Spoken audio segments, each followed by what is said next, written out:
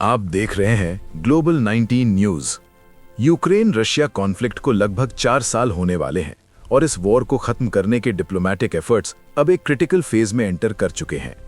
High level trilateral talks, back channel negotiations और Kyiv पर temporary air strike pause के बीच दुनिया एक पॉसिबल ब्रेक थ्रू की तरफ देख रही है, लेकिन फिलहाल सिचुएशन अनसर्टन बनी हुई है।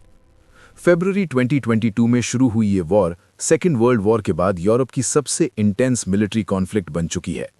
पिछले 4 सालों में लगातार मिसाइल और ड्रोन अटैक्स, एनर्जी इंफ्रास्ट्रक्चर का लार्ज स्केल डैमेज और मिलियंस लोगों का डिस्प्लेसमेंट, इस कॉन्फ्लिक्ट का इम्पैक्ट सिर्फ यूक्रेन तक लिमिटेड नहीं रहा, बल्कि ग्लोबल सिक्योरिटी और एनर्जी मार्केट्स पर भी इसका असर पड़ा है। जनवरी 24 और 25 को अबू धाबी में यूनाइटेड स्टेट्स, रशिया और यूक्रेन के सीनियर ऑफिशियल्स के बीच ट्राइलेटरल टॉक्स हुई। ये पहली बार था जब 2022 के इन्वेजन के बाद तीनों साइड्स एक साथ डायरेक्ट नेगोशिएशंस के लिए बैठीं। यूक्रेनियन प्रेसिडेंट वोलोदिमिर ज़ेलेंस्की ने इन टॉक्स को कंस्ट्रक्टिव और अनप्रेसिडेंटेड बताया, लेकिन कोई फाइनल एग्रीमेंट या सीज फायर अनाउंस नहीं किया गया। इसके बाद जनवरी 31 को यूएस एनवॉय स्टीव विटकॉफ और Russian envoy Kirill Dmitriev Florida में मिले। अमेरिकन ऑफिशियल्स के मुताबिक ये मीटिंग्स प्रोडक्टिव और कंस्ट्रक्टिव रहीं, जो ये सिग्नल देती हैं कि डिप्लोमैटिक कम्युनिकेशन अभी भी एक्टिव है।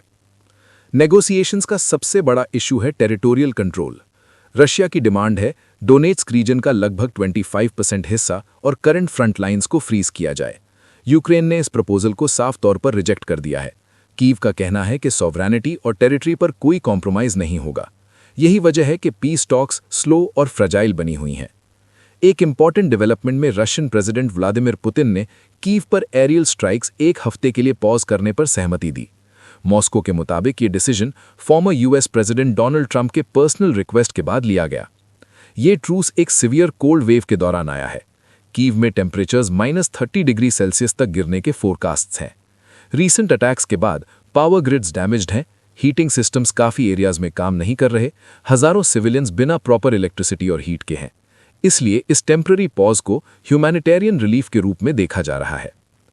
प्रेसिडेंट ज़ेलेंस्की ने कहा है कि अगर रशिया कीव पर स्ट्राइक्स पॉज करता है तो यूक्रेन भी रशियन एनर्जी इंफ्रास्ट्रक्चर पर अटैक से परहेज करेगा।